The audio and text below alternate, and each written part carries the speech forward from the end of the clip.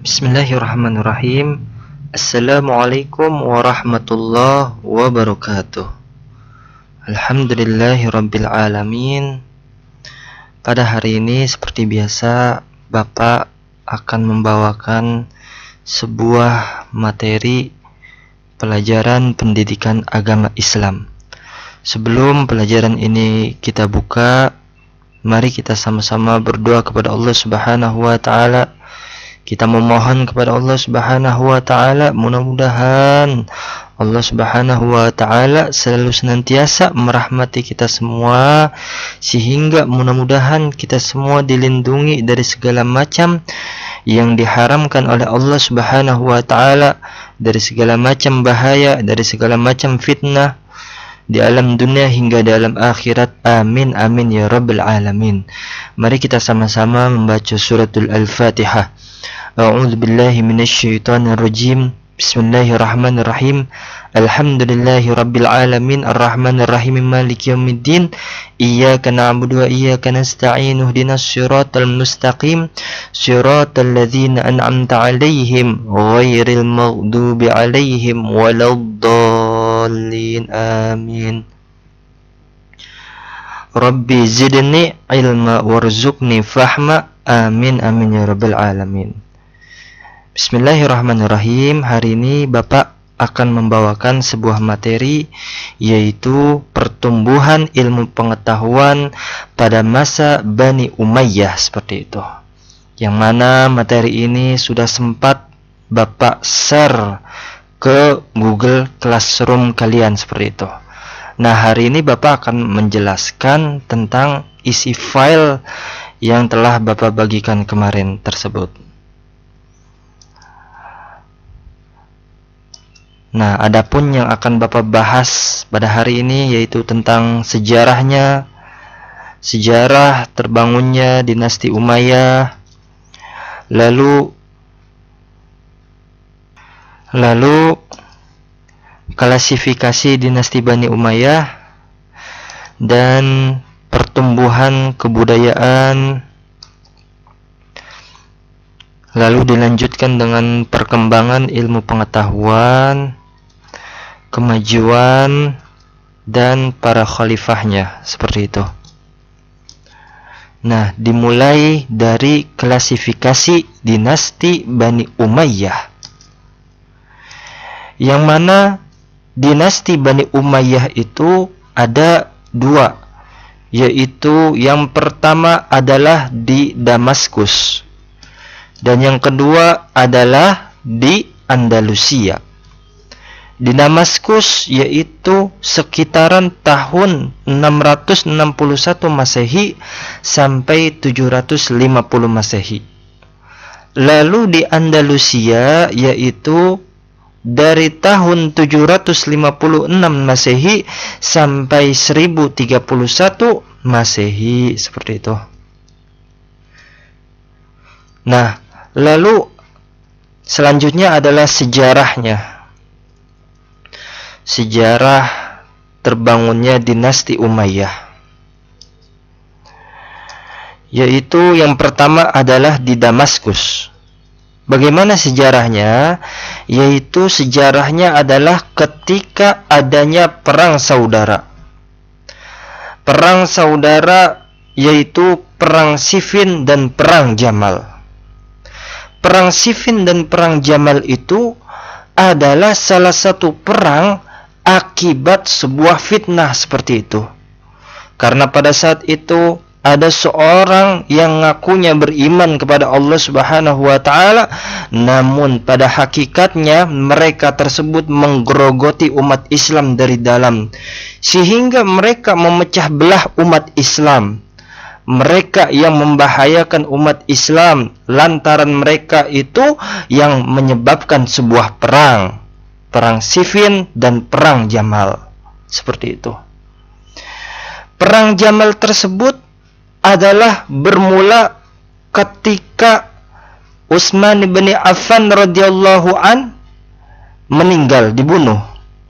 Ketika Sayyidina Utsman bin Affan meninggal dunia, dibunuh, lalu akhirnya Sayyidina Ali bin Abi Thalib karamallahu wajhah itu mencari siapa pembunuhnya tersebut.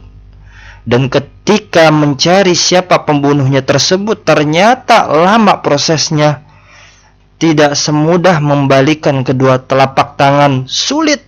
Karena pada saat itu Sayyidina Ali bin Abi Thalib adalah baru diangkat menjadi Khulafaur Rasyidin, menjadi khalifah yang keempat. Sehingga sangat sulit sekali untuk menemukan siapa pembunuhnya tersebut. Begitu. Lalu akhirnya di sisi lain ada sahabat Rasulullah yang ingin juga menemukan siapa pembunuhnya Utsman bin Affan, seperti itu. Lalu akhirnya sahabat Rasulullah melaporkan kejadian ini kepada Sayyidah Aisyah, istrinya Rasulullah Shallallahu Alaihi Wasallam. Lalu akhirnya bersama Sayyidah Aisyah dan sahabat Rasulullah tersebut akhirnya berangkat kemana? Ke Ali bin Abi Thalib karamallahu wajhah. Untuk apa berangkat? Untuk mendiskusikan siapa pembunuh dari Utsman bin Affan. Untuk sama-sama mencari tahu siapa pembunuhnya tersebut. Dan ketika Sayyidah Aisyah itu berangkat ke Ali bin Abi Thalib, Sayyidah Aisyah itu diikuti oleh sahabat-sahabatnya Rasulullah Shallallahu Alaihi Wasallam, sehingga pada saat itu seperti membentuk sebuah pasukan begitu. Lalu ketika sudah sampai di tempatnya Sayyidina Ali bin Abi Thalib karamallahu wajhah, lalu akhirnya Sayyidina Ali bin Abi Thalib itu ketika melihat ada pasukan banyak, akhirnya Sayyidina Ali bin Abi Thalib karamallahu wajhah untuk menjaga-jaga, akhirnya Sayyidina Ali bin Abi Thalib mengumpulkan sebuah pasukan, bukan untuk berperang, namun untuk berjaga-jaga. Takutnya pasukan tersebut adalah bertujuan untuk membuat onar, karena Sayyidina Ali pada saat itu adalah seorang khalifah, seperti itu, seorang pemimpin. Dan seorang pemimpin itu harus mengambil sebuah langkah. Sehingga Sayyidina Ali itu mengumpulkan sebuah pasukan bukan untuk berperang, namun untuk berjaga-jaga pada saat itu.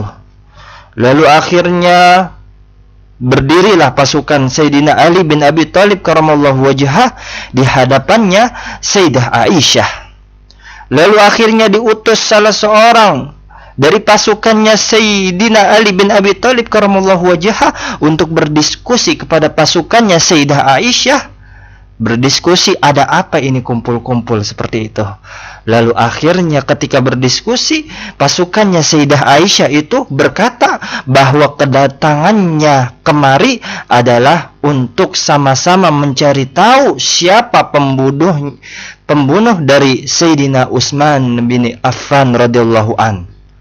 Lalu akhirnya ketika mendengar seperti itu, Sayyidina Ali bin Abi Thalib karamallahu wajhah tenang. Masya Allah, ternyata bukan untuk berperang pasukan tersebut, ternyata untuk bersama-sama nih mencari siapa yang membunuh Sayyidina Utsman bin Affan radhiyallahu an.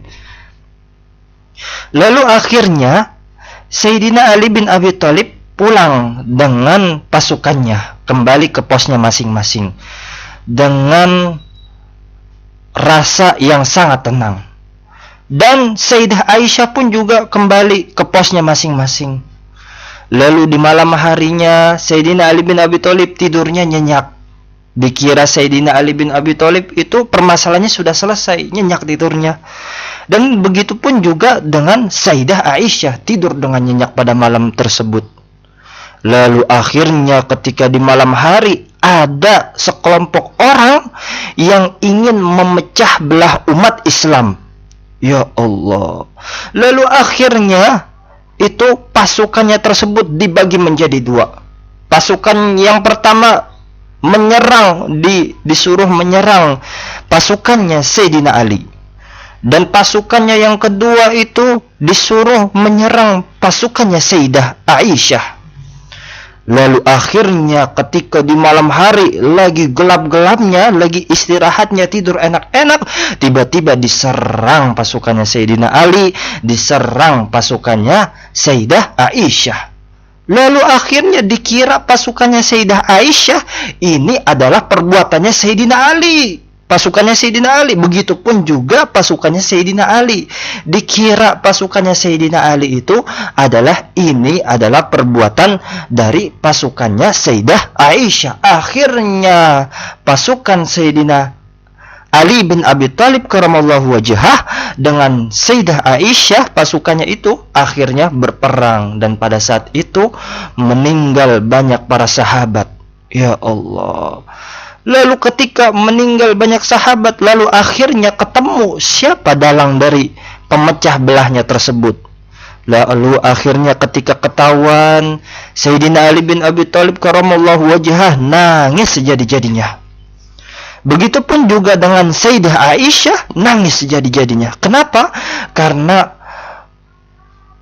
Sayyidina Ali bin Abi Thalib dan Sayyidah Aisyah itu tidak mau terjadi seperti ini.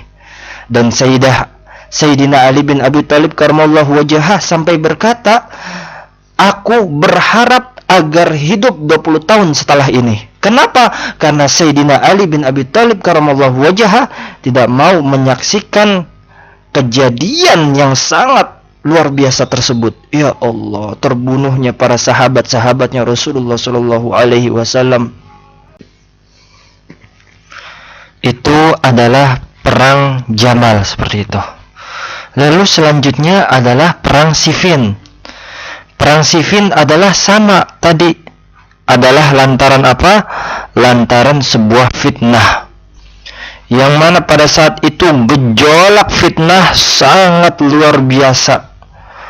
Banyak seseorang yang mengaku beriman kepada Allah Subhanahu wa taala, mengaku Islam, namun nyatanya mereka menghancurkan umat Islam dari dalamnya. Na'udzubillah tsumma na'udzubillah. Yang mana lantaran fitnah tersebut, pasukannya Sayyidina Ali bin Abi Thalib karamallahu wajhah dengan pasukannya Muawiyah bin Abu Sufyan berperang seperti itu. Na'udzubillah tsumma na'udzubillah. Fitnah ada di mana-mana pada saat itu. Ya Allah. Lalu kita baca nih yang kuningnya ini. Lalu berasal dari peristiwa tahkim arbitrase antara Muawiyah dengan Ali bin Abi Thalib, lalu terjadi perpecahan 3 golongan. Apakah tahkim arbitrase tersebut? Yaitu perjanjian damai antara Muawiyah dengan Ali bin Abi Thalib karamallahu wajhah. Jadi pada saat itu Sayyidina Ali bin Abi Thalib karamallahu wajhah dengan Sayyidina Muawiyah bin Abu Sufyan itu melakukan perjanjian perdamaian pada saat itu. Lalu ketika melakukan perjanjian perdamaian pada saat itu terpecah menjadi 3 golongan. Golongan apa sajakah itu? Yaitu yang pertama adalah golongan orang yang pro dengan Sayyidina Ali bin Abi Thalib karamallahu wajhah. Golongan yang kedua adalah golongan yang pro dengan Sayyidina Muawiyah bin Abu Sufyan. Dan golongan yang terakhir adalah golongan yang keluar dari barisan, atau dinamakan sebagai kaum Khawarij. Dan kaum Khawarij inilah yang menentang Sayyidina Ali bin Abi Thalib, menentang Sayyidina Muawiyah, yang tidak senang dengan Sayyidina Ali bin Abi Thalib karamallahu wajhah dengan Muawiyah, sama-sama itu berdamai. Tidak suka itu kaum Khawarij. Sehingga nih kaum Khawarij inilah yang akan membunuh di antara 3 orang.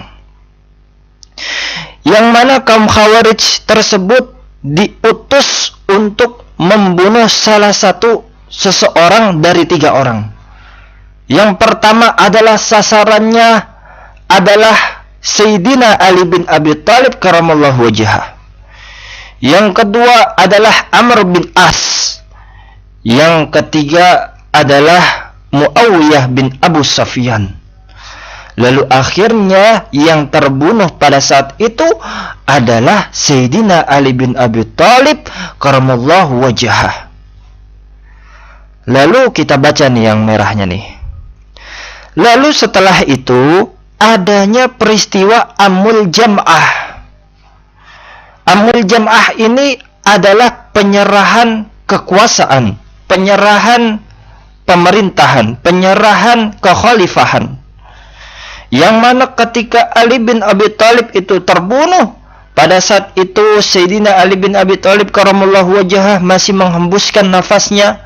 Dan ketika masih menghembuskan nafasnya, akhirnya Sayyidina Ali bin Abi Thalib karamallahu wajhah akhirnya menyerahkan kekuasaannya tersebut kepada anaknya yang bernama Hasan bin Ali bin Abi Thalib karamallahu wajhah. Lalu akhirnya ketika diserahkan kepada Sayyidina Hasan, lalu Sayyidina Hasan tersebut menjabat menjadi seorang khalifah, menjadi seorang pemimpin umat Islam pada saat itu. Namun hanya berlangsung hanya sebentar saja. Lalu ketika itu Sayyidina Hasan tersebut menyerahkan kekuasaannya tersebut kepada Muawiyah bin Abu Sufyan. Kenapa diserahkan tersebut? Karena agar meredam perpecahannya tersebut. Karena ketika Ali bin Abi Thalib karamallahu wajhah terbunuh, makin banyak lagi nih golongan-golongannya. Ada golongan Syiah, ada golongan Khawarij, banyak golongan-golongan pada saat itu. Terjadi fitnah di mana-mana. Nah, untuk meredakan fitnah pada saat itu, akhirnya Sayyidina Hasan bin Ali bin Abi Thalib karamallahu wajhah akhirnya menyerahkan kekuasaannya tersebut kepada Muawiyah bin Abu Sufyan. Nah, barulah dinasti Umayyah berdiri dan dipimpin oleh Muawiyah bin Abu Sufyan. Nah, ini adalah sejarah terbangunnya dinasti Umayyah di Damaskus seperti itu. Lalu selanjutnya adalah di Andalusia. Nah, di Andalusia itu yaitu ketika peristiwa penyerangan dinasti Abbasiyah melawan dinasti Bani Umayyah. Nanti untuk pertemuan selanjutnya Bapak akan menjelaskan tentang dinasti Abbasiyah seperti itu. Yaitu, baca yang merah ya, yaitu pada tahun 750 Masehi. Nah, ketika penyerangan tersebut, akhirnya dinasti Bani Umayyah di Damaskus akhirnya hancur. Ketika hancur, akhirnya keturunan dari Bani Umayyah tersebut melarikan diri nih. Kemana? Ke Andalusia. Lalu ketika melarikan diri ke Andalusia, akhirnya mendirikan dinasti Bani Umayyah, yakni dinasti Bani Umayyah Andalusia, atau yang saat ini terkenal dengan Spanyol seperti itu. Dulu nggak ada Spanyol, sekarang dinamakan Spanyol seperti itu. Dan diprakarsai oleh Abdurrahman Ad-Dakhili seperti itu. Pada tahun berapa? Pada tahun 756 Masehi seperti itu. Lanjut. Nah, lalu selanjutnya adalah para khalifahnya. Dimulai dari Damaskus. Para khalifah di Damaskus yaitu, nah, yang pertama adalah Muawiyah bin Abu Sufyan. Pada tahun 660 Masehi sampai 680 Masehi. Lalu selanjutnya Yazid bin Muawiyah pada tahun berapa? Pada tahun 680 Masehi sampai 683 Masehi. Lalu dilanjutkan oleh Muawiyah bin Yazid pada tahun 683 sampai 684. Lalu dilanjutkan oleh Marwan bin Hakam pada tahun 684 sampai 685.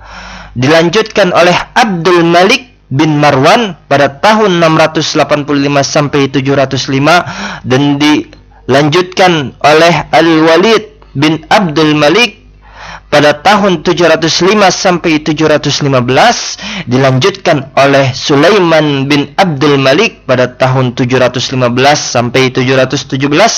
Dilanjutkan oleh Umar bin Abdul Aziz pada tahun 717 sampai 720.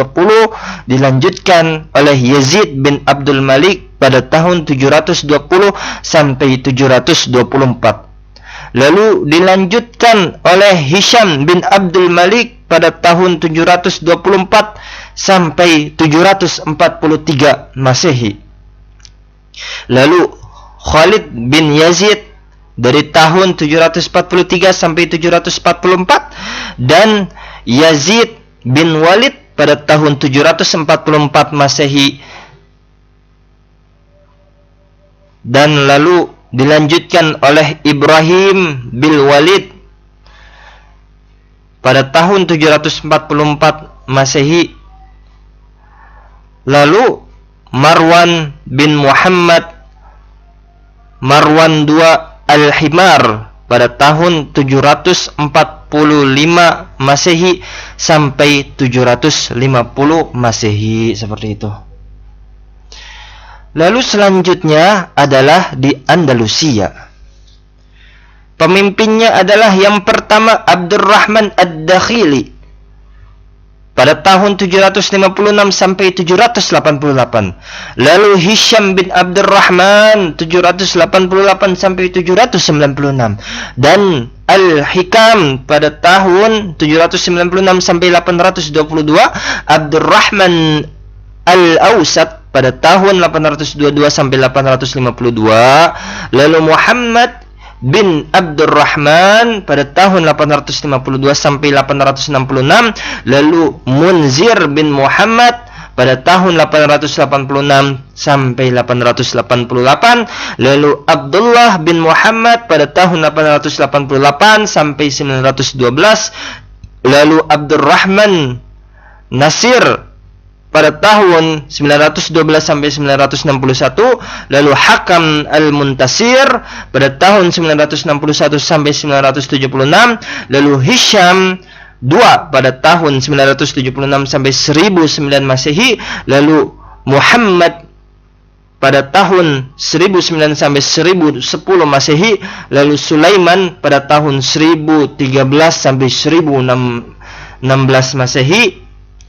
Lalu Abdurrahman IV pada tahun 1016 sampai 1800 Masehi.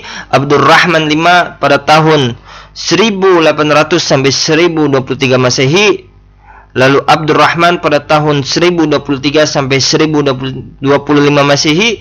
Lalu Hisham III pada tahun 1027 sampai 1031 Masehi. Ini adalah para khalifah di Damaskus dan Andalusia, seperti itu. Bisa kalian baca ya, materinya udah Bapak share kemarin. Nah, lalu perkembangan ilmu pengetahuan pada dinasti Bani Umayyah. Nah, ketika di Damaskus adalah perkembangan ilmu pengetahuannya adalah ilmu agama seperti Al-Quran, hadis, dan fikih. Proses pembukuan hadis terjadi pada masa Khalifah Umar bin Abdul Aziz. Sejak saat itu hadis mengalami perkembangan pesat. Lalu ilmu sejarah dan geografi, yaitu segala ilmu yang membahas tentang kisah perjalanan hidup dan riwayat Ubaid bin Syariah Al-Jurhumi berhasil menulis berbagai peristiwa sejarah. Lalu ilmu pengetahuan bidang bahasa, yaitu segala ilmu yang mempelajari bahasa, nahwu, sorof, dan lain-lainnya. Lalu bidang ilmu filsafat, yaitu segala ilmu yang pada umumnya berasal dari bangsa asing. Lalu seperti ilmu mantik, astronomi, ilmu hitung, kimia, dan ilmu yang berhubungan dengan itu, serta ilmu kedokteran. Nah, ini semua ilmunya itu berkembang ada di Damaskus seperti itu. Lalu di Andalusia, kemajuan ilmu pengetahuan dan kebudayaan di Cordoba ditandai dengan adanya Universitas Cordoba. Dan universitas tersebut memiliki perpustakaan dengan koleksi buku mencapai 400.000 judul. Pada masa kejayaannya, Cordoba memiliki 491 masjid dan 900 pemandian umum. Karena air di kota ini tidak layak minum, pemerintah kemudian berinisiatif untuk membangun instalasi air minum dari pegunungan sepanjang 80 km. Nah, ini adalah perkembangan ilmu pengetahuan di Damaskus dan Andalusia.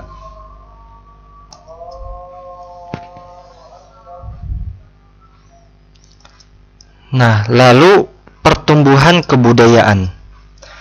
Yang mana di sini pertumbuhan kebudayaannya ada 4. Yang pertama adalah arsitektur, yang kedua adalah organisasi militer, perdagangan, dan kerajinan, seperti itu. Nah, seperti itu.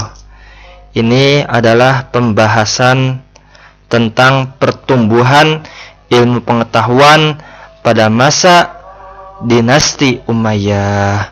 Mudah-mudahan pembelajaran kita pada hari ini mengandung keberkahan dari Allah Subhanahu wa taala, sehingga mudah-mudahan setiap materi yang telah kita lalui tadi mudah-mudahan mendapatkan keberkahan dari Allah Subhanahu wa taala, sehingga bermanfaat untuk kita di alam dunia hingga di alam akhirat. Amin amin ya rabbal alamin. Mari kita sama-sama tutup dengan doa kafaratul majlis. Subhanakallahumma wa bihamdika asyhadu an la ilaha illa anta astaghfiruka wa atubu ilaik. Billahi taufiq wal hidayah. Wassalamualaikum warahmatullahi wabarakatuh.